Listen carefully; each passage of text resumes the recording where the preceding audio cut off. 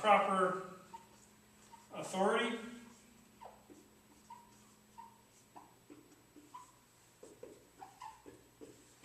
is a third standard one. We might note that the implication here is a kind of anti-revolutionary claim.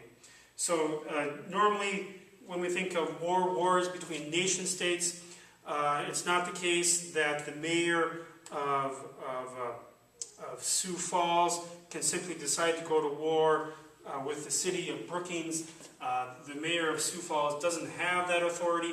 Only the President of the United States, together with the U.S. Congress, has the authority to make decisions to go to war. So war can't be declared by anyone. It has to be declared by a proper authority. And this has a practical implication of suggesting that revolutions are always wrong, right? Because revolution is always a revolt against the proper authority. And so this is one of the things we might want to think about. Are revolutions always wrong? In the case of the U.S., we were born out of a revolution. So this is something to keep in mind when we think about the question of proper authority. Are there times when it's justifiable to revolt against the proper authority?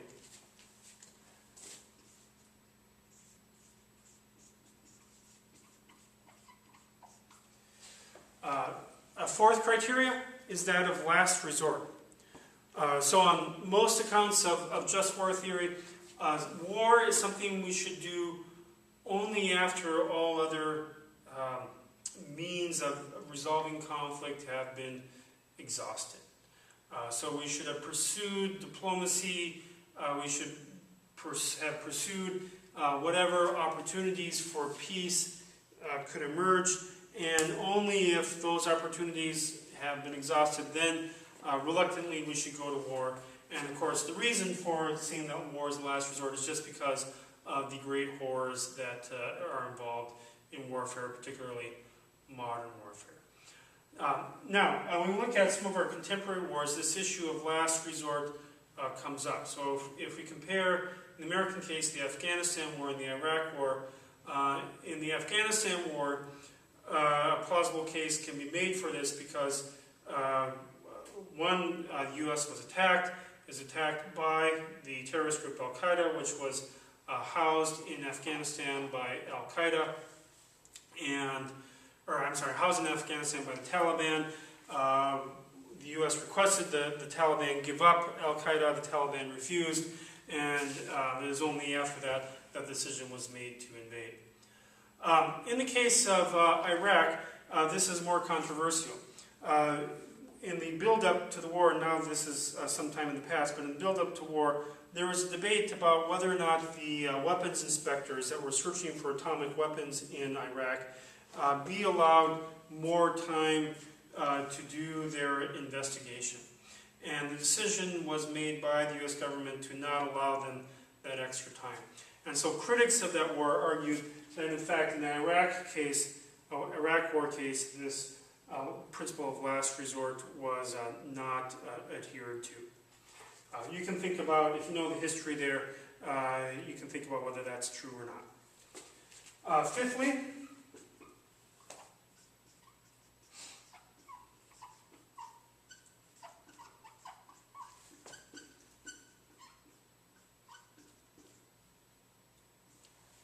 there should be a reasonable chance of success.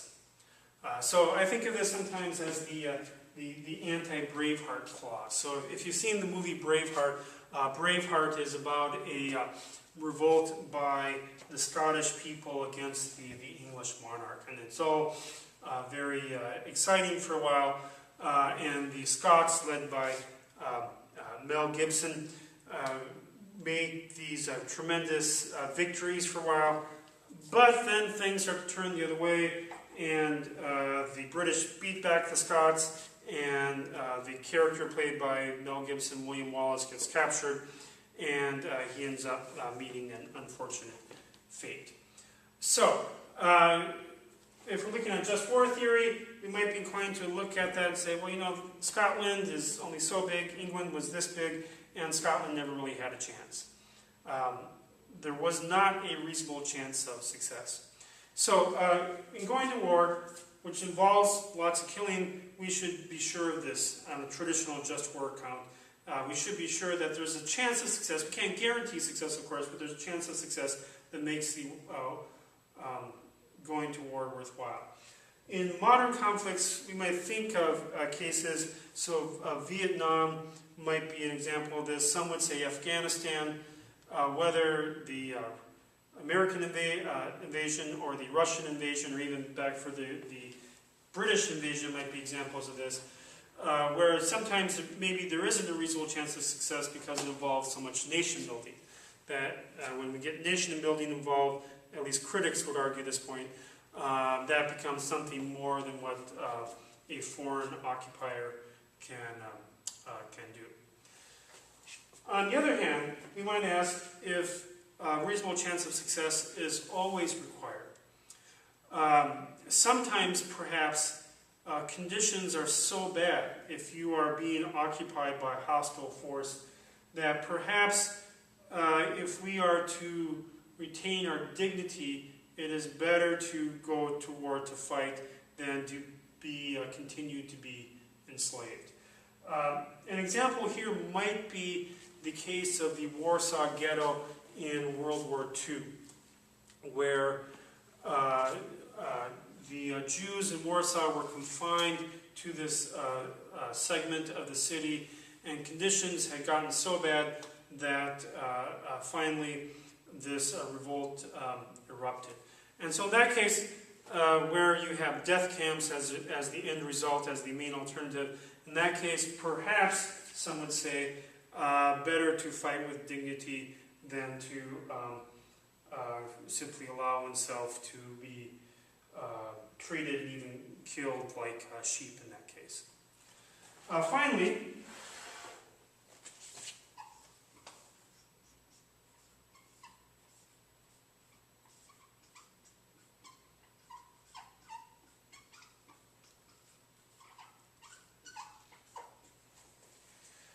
the ends should be proportionate to the means. And this is very clearly a utilitarian kind of consideration. That if we go to war, we should not be engaging in such loss of life for if the rewards, you might say, are modest. So we can think of some examples that might apply to this. The most obvious is probably just simply the Cold War between the United States and allies and the Soviet Union and their allies in the late 20th century. So we had both the United States and the Soviet Union with these massive nuclear arsenals, and there was this deep awareness that if full warfare ever broke out between the two powers, and those missiles were launched, both would be obliterated, perhaps even all humankind would be obliterated. And so if we apply this in proportionate to means, as well as reasonable chance of success we might observe in that case, the possibility of nuclear warfare would seem to violate those principles. And those who were critical of nuclear warfare policy in the 1960s, 70s, or 80s appealed to these criteria when thinking about the justification of using nuclear weapons and massive nuclear strikes. And indeed, the justification of the principle of what at the time was called MAD, mutually assured destruction, which was just the principle that the only way to guarantee our safety is by ensuring that we would all die if a conflict ever, in fact, broke out. So that would probably be a possible example of the principle of end, where the end proportion to means would apply. A second example would be the Falklands War in the early 1980s. So that conflict was between Great Britain and Argentina.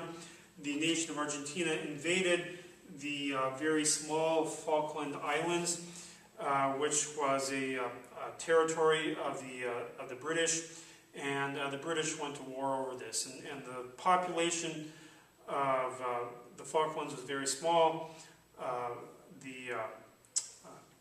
I'm not sure the numbers, probably thousands died in this conflict, mainly on the Argentine side. And so one of the questions in this conflict was if these pile of rocks, as some characterize it, if they're really worth this significant loss of life. And so those who objected to the war on that account were employing this principle of end proportionate to the means. And those who opposed the Falklands War said the end was not proportionate to the means in that case. So, those are some principles to think about when thinking about ethics and war. And go ahead and think about, to the extent that these principles are sufficient to justify war, if there's other principles, or if maybe one of these other perspectives is, in the end, more accurate.